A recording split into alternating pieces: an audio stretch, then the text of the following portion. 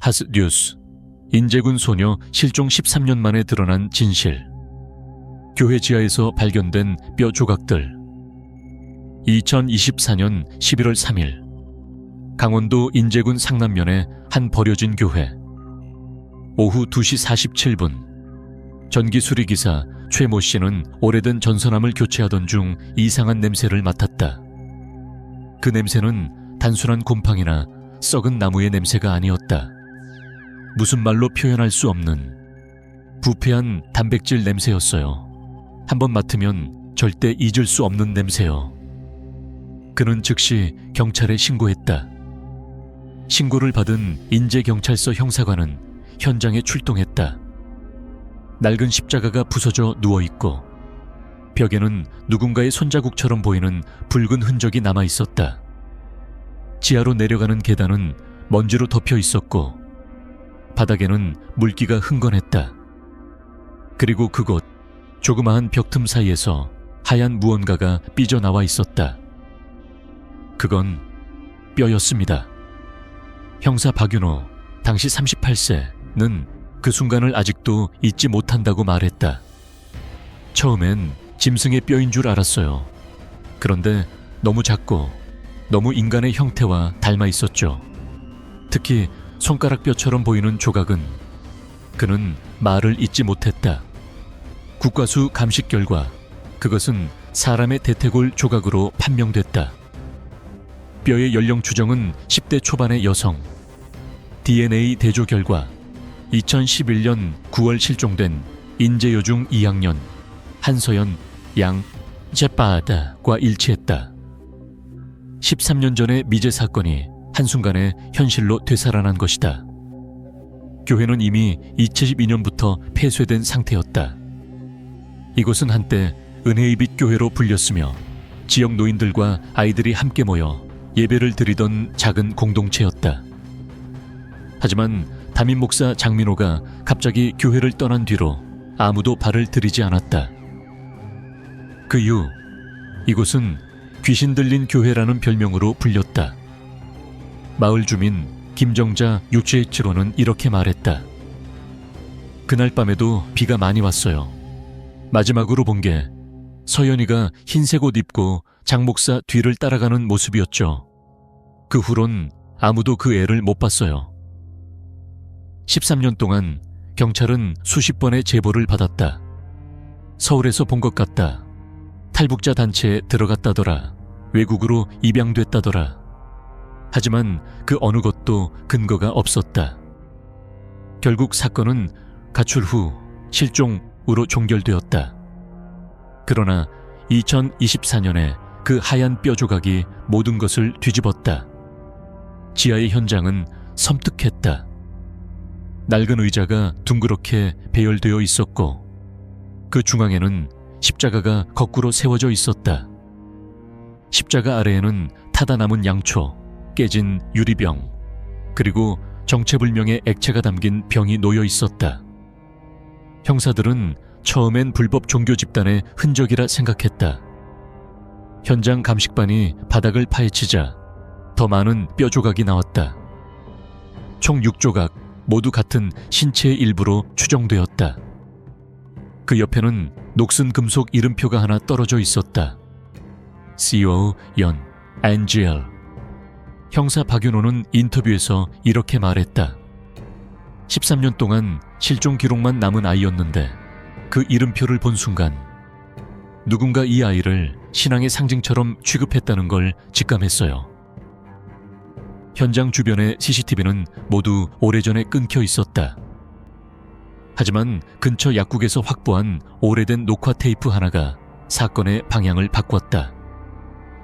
테이프 속에는 2011년 9월 11일 밤 10시 32분 목사 장민호가 교회로 들어가는 모습이 찍혀 있었다. 그는 검은 코트를 입고 오른손에 커다란 천자루를 들고 있었다. 그 자루 안에 뭐가 있었는지는 아무도 모른다. 경찰은 그날을 기준으로 장민호의 행방을 추적했지만 그는 다음날 새벽 3시 분 강릉 방향 버스터미널에서 사라졌다. 은행 계좌, 휴대전화, 신분증 모두 그날 이후 단 한 번도 사용되지 않았다. 교회 뒤편에는 빛의 정원이라 불리던 작은 밭이 있었다. 잡초로 뒤덮인 그곳에서 경찰은 새로 뒤집힌 흙더미 하나를 발견했다. 그 밑에는 낡은 성경책과 함께 아이의 머리카락이 엉켜 있었다. 성경책 마지막 장에는 이런 문장이 쓰여 있었다. 오늘 밤 주님께 내 순수함을 돌려드릴 시간이다. 서연 그날 밤 교회 앞에는 수많은 기자와 주민이 몰려들었다. 한 어머니가 울부짖으며 무릎을 꿇었다. 내 아이가 여기 있었던 거예요. 그녀의 이름은 윤희, 한서연의 어머니였다. 그는 13년 동안 매주 일요일마다 교회 앞에서 초를 켰다. 언젠가는 냄새가 진실을 데려온다. 그렇게 믿었어요.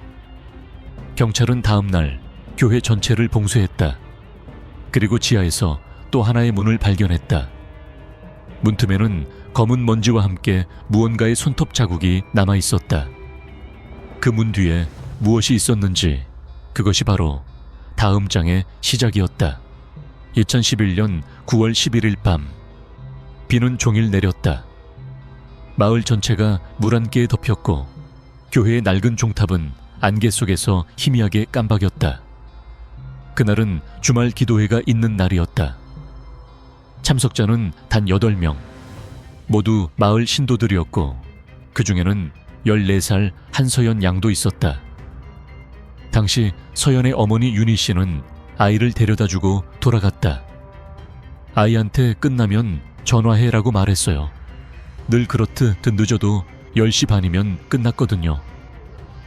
하지만 그날 밤 전화는 오지 않았다. 기도회는 평소보다 길었다고 한다. 참석자 중 한 명이었던 이정화 당시 52세는 이렇게 증언했다. 장 목사가 갑자기 오늘은 특별한 정화의 밤이라고 했어요. 촛불을 하나씩 들고 모두 무릎을 꿇으라 했죠. 그리고 서연이에게만 마지막까지 남아 기도하라고 했어요. 그 말을 들은 순간 몇몇 신도는 불안감을 느꼈다. 하지만 누구도 반대하지 못했다. 장 목사의 목소리는 이상하리만큼 차분했고 눈빛은 서늘했다. 기도가 끝나고 사람들이 돌아갈 무렵 이정화 씨는 교회 안쪽 방에서 희미한 비명 같은 소리를 들었다고 했다. 안 돼요 하는 소리였어요. 근데 장 목사가 문을 닫으며 말했죠. 악한 영이 떠나는 중이오. 방해하지 마시오. 다음 날 아침 서연은 집에 돌아오지 않았다. 윤희 씨는 교회로 달려갔다. 문은 잠겨 있었고 안에서는 아무 소리도 들리지 않았다.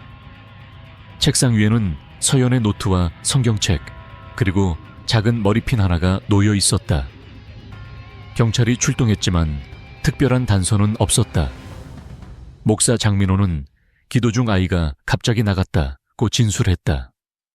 창문으로 나갔을지도 모르겠어. 불안한 아이였으니까. 그의 태도는 담담했고 눈빛엔 죄책감조차 없었다.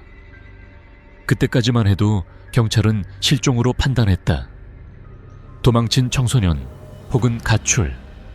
하지만 윤희 씨는 믿지 않았다. 내 아이는 겁이 많아요. 밤길도 못 걷는 애예요. 스스로 나갔을 리가 없어요. 며칠 후 교회 마당에 흙더미 위에 작은 발자국이 발견됐다. 빗물에 절반쯤 지워진 자국은 분명히 맨발이었다. 그 주변엔 타다 남은 초와 흰 천조각이 흩어져 있었다.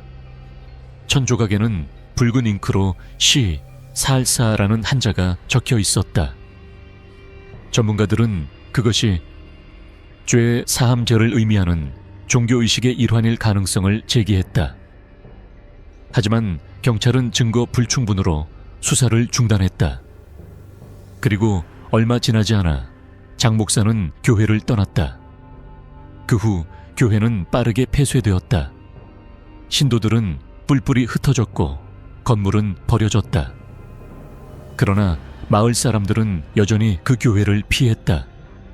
밤이면 종소리가 울린다는 소문이 돌았다. 누군가는 그 종소리를 직접 들었다고 증언했다. 밤 12시마다 종이 한 번 울렸어요. 그 소리가 들리면 개들이 짖고 아이들이 울었어요.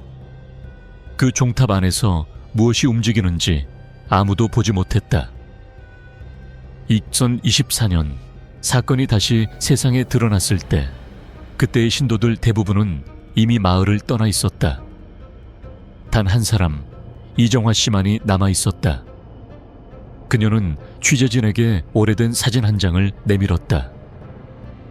사진 속에는 어린 서연이 하얀 드레스를 입고 십자가 앞에 무릎을 꿇고 있었다. 그 뒤에는 장 목사가 서 있었다. 그의 손에는 흰색 천이 감긴 은색 그릇이 들려 있었다. 사진 뒷면에는 이렇게 적혀 있었다. 정화의 제물 2011년 9월 11일. 그날 밤 무슨 일이 있었는가? 누군가는 그것을 구원의식이라 불렀고 누군가는 살해의식이라 불렀다. 하지만 한 가지 사실만은 분명했다. 그날 이후 서연은 사라졌고 13년 후 그녀의 뼈는 다시 그 교회의 땅속에서 발견됐다. 형사 박윤호는 당시 수사 기록을 다시 펼치며 이렇게 말했다. 왜 우린 그때 그 방을 열지 않았을까? 누군가 안에서 울고 있었을지도 모르는데. 그가 말한 그 방, 그것은 13년 뒤에야 발견된 지하의 비밀 공간이었다. 그 안에서 경찰은 또 다른 물건을 찾았다. 작은 수첩, 그리고 한 줄의 문장. 나는 천국으로 가기 전에 내 목소리를 남긴다. 그 문장은 아직도 미해석 상태로 남아있다. 수첩에는 프로젝트 루멘이라는 이름이 반복적으로 등장했다. 이제 수사는 완전히 다른 방향으로 흘러가고 있었다. 단순한 실종이 아닌 종교적 의식 살해 사건으로. 그리고 그 중심에는 사라진 목사 장민호가 있었다. 24년 2월 인제경찰서는 미제 사건 전담팀을 꾸렸다. 사건 번호 2017-0921 한서연 실종 사건. 팀을 이끄는 형사 박윤호는 당시 신입 순경으로 현장에 있었던 인물이었다. 그는 누구보다 이 사건을 잊지 못했다.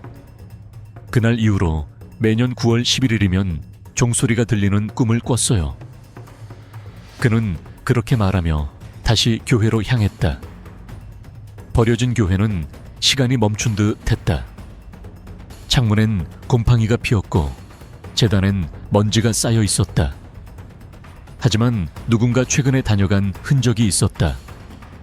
바닥에 새로 생긴 발자국, 그리고 끈적한 액체가 굳은 자국. 그때였다. 벽 뒤에서 톡톡 하는 소리가 들렸다. 박 형사는 망치를 들고 벽을 두드렸다. 벽 안쪽은 비어 있었다. 그리고 그 안에는 금속 제문 하나가 숨어 있었다. 철문을 열자 차가운 공기가 뿜어져 나왔다. 지하로 내려가는 좁은 계단.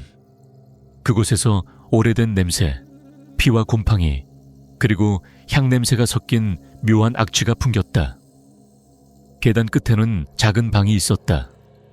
벽에는 붉은색 페인트로 속죄, 애슈주의라는 글자가 반복되어 있었다. 가운데에는 낡은 제단, 그 위에 은색 그릇 하나가 놓여 있었다. 그릇 안엔 검게 굳은 무언가가 붙어 있었다. 법의학자는 그 물질에서 혈흔 반응을 확인했다. DNA 분석 결과 일치하는 인물은 한서연. 박 형사는 그 순간 무릎을 꿇었다. 13년 동안 잊을 수 없던 이름이 이제 피의 흔적으로 돌아온 것이다. 그리고 재단 옆 상자 속에서 한 권의 일기장이 발견됐다. 표지는 검게 그을려 있었고 JMH라는 이니셜이 새겨져 있었다. 장민호 목사의 이니셜이었다. 페이지 대부분은 불에 타거나 습기로 번져 있었지만 몇몇 부분은 선명하게 남아 있었다. 그중 한 장에는 이렇게 적혀 있었다. 빛은 피를 통해 정화된다.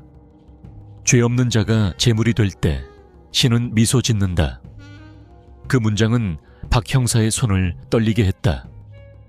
그리고 다음 장에는 한서연의 이름이 적혀 있었다. 2001년 1일 마지막 정화식. 서연은 선택받은 아이, 순수하고 깨끗하다. 그녀를 통해 마을의 죄를 사하리라. 수사팀은 즉시 장민호의 행방을 추적했다. 그는 교회 폐쇄 직후 사라졌고 3년 뒤 중국 연변 지역에서 요양원 설립자 장모 씨가로 등록된 기록이 남아 있었다. 그곳에서도 정화의식이라는 이름으로 어린아이들을 돌봤다고 전해졌다. 하지만 2018년 요양원은 화재로 전소되었고 사람들은 장민호가 그때 사망했다고 믿었다. 그러나 시신은 끝내 발견되지 않았다. 그가 죽지 않았을 수도 있습니다.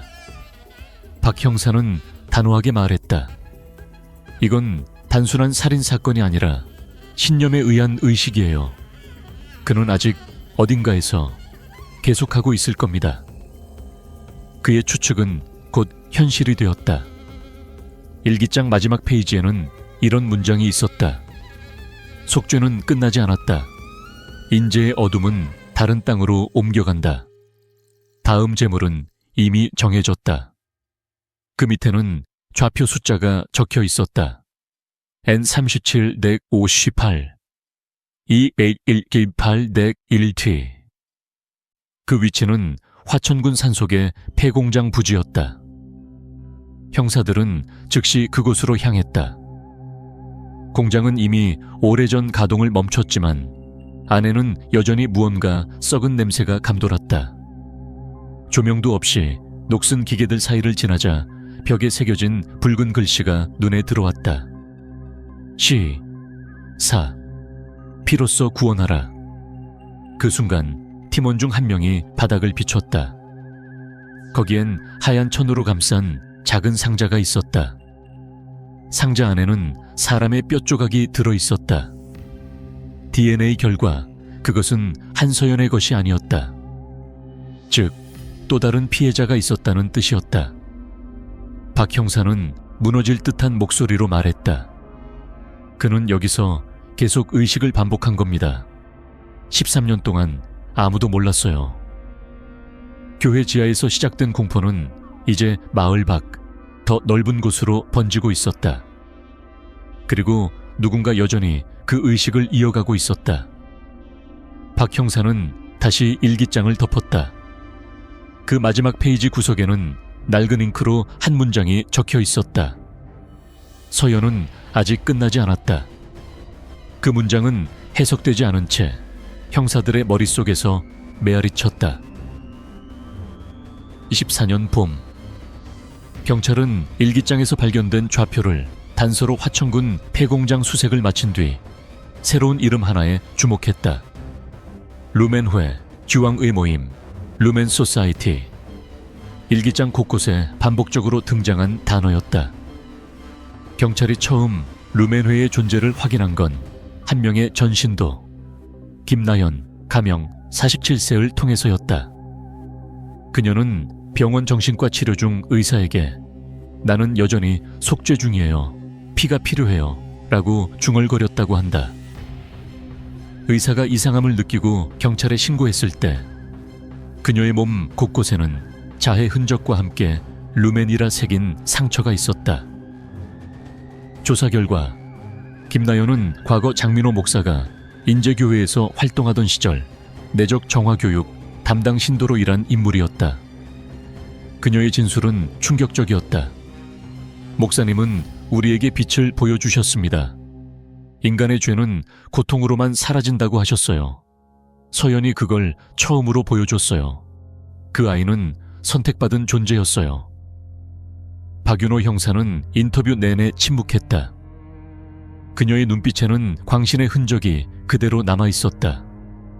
김나연은 또 이렇게 말했다. 목사님이 사라진 뒤에도 우리는 계속 모였어요. 그분의 가르침은 죽지 않았거든요. 루멘회는 어둠 속에서도 빛을 지킨 사람들이에요. 그녀의 말에 따라 경찰은 한 오래된 창고를 급습했다. 그곳은 겉보기엔 폐쇄된 세탁 공장이었지만 안쪽에는 십자가 모양의 금속 구조물과 의식용으로 보이는 하얀 천, 그리고 붉은 페인트 통이 있었다. 벽에는 글귀가 반복되어 있었다. 빛은 피를 통해 완성된다. 속죄는 이어져야 한다. 현장 감식반은 벽 속에서 또 하나의 금속 상자를 발견했다. 상자 안에는 USB 하나가 들어있었고 그 안에 폴더 이름은 루메노의 내부 기록이었다. 영상 파일을 재생하자 흰 가운을 입은 사람들이 원형으로 서 있었다. 중앙에는 제단, 그리고 십자가 아래 무언가를 눕혀놓고 있었다. 화질은 흐릿했지만 분명히 사람의 팔이 움직였다. 그리고 화면 끝에 남은 음성이 있었다. 루멘의 계승자는 준비되었다. 장. 목사의 피는 끊기지 않는다. 그날 밤 경찰은 긴급 기자회견을 열었다. 현재 루멘회라는 불법 종교 조직이 전국적으로 퍼져 있는 정황을 확인했습니다. 이 조직은 속죄의식이라는 이름으로 인간을 제물 삼는 행위를 해왔습니다. 하지만 발표 직후 SNS와 포럼을 통해 루멘의 신도들과 이라는 계정이 등장했다. 그들은 이렇게 글을 남겼다. 우리를 막을 수 없다.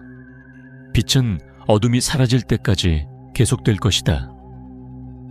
그로부터 일주일 후 서울 근교의 한 원룸에서 20대 여성이 실종됐다. 그 방벽에도 같은 문구가 남겨져 있었다. 루멘의 시간이 왔다. 피해자의 휴대전화에는 이메일 한 통이 남겨져 있었다. 발신인은 JMHS가 리소렉트이다. 바로 장민호의 이니셜이었다. 사건은 전국적 공포로 번졌다. 방송과 신문은 현대판 종교 살해 집단이라 불렀다. 하지만 이상하게도 루멘회의 중심 인물들은 모두 신원불명 상태였다. 그들은 존재하지 않는 사람들처럼 어디에도 흔적을 남기지 않았다. 박윤호 형사는 일기장과 USB를 다시 비교하며 중얼거렸다. 그들은 단순히 과거를 재현하는 게 아니야. 13년 전에 끝내지 못한 속죄를 완성하려는 거야. 그는 인제교회의 낡은 사진을 다시 꺼내보았다. 십자가 아래 흰 드레스를 입은 서연, 그리고 그 뒤에서 웃고 있는 장민호. 사진을 자세히 확대하자 장민호의 왼손에 이상한 문양이 있었다. L과 M을 겹쳐놓은 듯한 문양, 루멘회의 상징이었다. 그리고 마침내 경찰은 또 하나의 사실을 확인했다. 루멘회의 등록 명의 중 한 명이 장서현이라는 이름으로 되어 있었다. 그 신원 확인 결과 그녀는 바로 실종된 소녀 한서연의 세례명이었다. 즉 누군가 그녀의 이름으로 루멘회를 세운 것이다. 박 형사는 손을 떨며 속삭였다. 서연은 죽은 게 아닐 수도 있다. 아니면 누군가 그녀의 이름을 이용하고 있는 거야. 그의 말은 공기 속에 묻혔다. 창문 밖으로 불빛 하나가 스쳐 지나갔다. 누군가 그들을 보고 있었다. 그리고 그날 밤 경찰청 내부 메일함에 익명의 제보 메일이 도착했다.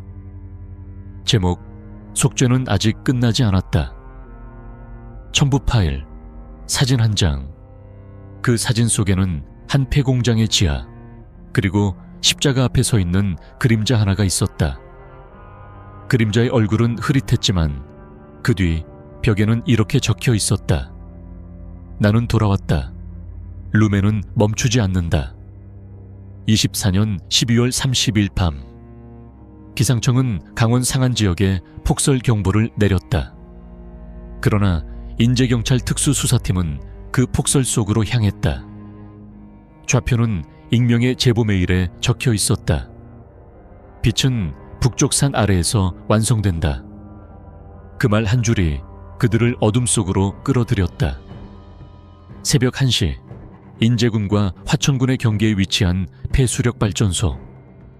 그곳이 루멘회의 최후의 의식이 열리는 장소였다. 눈발이 거세게 몰아치는 가운데 박윤호 형사는 망원경으로 안쪽을 들여다봤다. 어둠 속에 흰옷을 입은 사람들이 원을 이루고 있었다. 그 중심엔 십자가 모양의 불빛이 흔들리고 있었다. 그는 속삭였다. 드디어 찾았다. 루멘회의 마지막 의식이다. 팀은 조용히 포위 작전을 시작했다. 그러나 발전소 내부에 들어선 순간 바닥에서 진동이 느껴졌다. 낡은 철문이 저절로 닫히며 어둠이 그들을 삼켰다. 그리고 스피커를 통해 낯익은 목소리가 울려 퍼졌다. 환영하오, 박 형사. 당신은 결국 빛을 보러 왔군요. 그 목소리는 장민호였다. 13년 전 죽은 것으로 알려진 그 인물, 그가 살아있었다. 불빛이 켜지자 중앙재단 위에 한 여인이 서 있었다.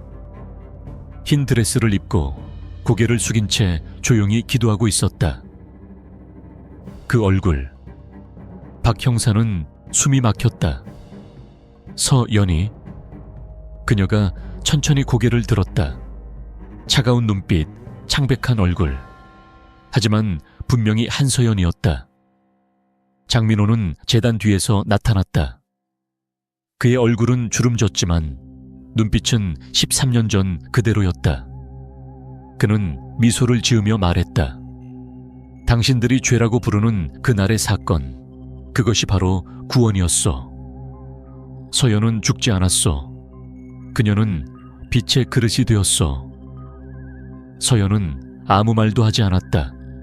그저 두 손을 모으고 눈을 감았다. 박 형사가 총을 겨누며 외쳤다. 그만두세요, 장민호. 당신은 아이를 이용했어. 그러나 장민호는 웃었다. 이건 이용이 아니라 선택이요. 그녀는 자발적으로 남았어. 그리고 이제 그녀가 나를 대신할 것이요. 그 순간 천장에서 떨어진 촛불이 재단의 천을 태우며 불길이 번졌다. 서연의 몸 뒤편 벽에는 거대한 붉은 글씨로 적혀 있었다. 루멘 에스트 위타, 빛이 곧 생명이다. 신도들은 불길 속에서도 노래를 불렀다. 빛이여, 오소서, 속죄의 시간이 왔도다. 총성과 함께 불빛이 깜빡였다. 경찰이 진입했고 현장은 혼란에 휩싸였다. 박 형사는 재단으로 뛰어올라 서연에게 다가갔다. 그녀는 눈을 뜨고 낮게 속삭였다. 형사님, 저를 구하지 마세요. 전 이미 여길 떠났어요. 그녀의 손에는 낡은 목걸이가 쥐어져 있었다.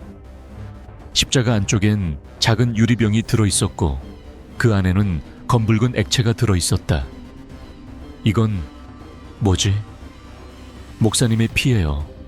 그분은 죽었지만 피는 남았어요. 그리고 그 피가 저를 만들었어요. 순간 뒤편에서 총성이 또 울렸다. 한 경찰이 쓰러졌고 장민호가 어둠 속으로 사라졌다. 불길은 재단을 삼키고 서연은 천천히 뒤로 물러났다.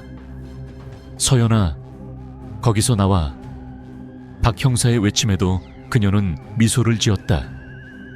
이제 제가 빛을 지킬 차례예요.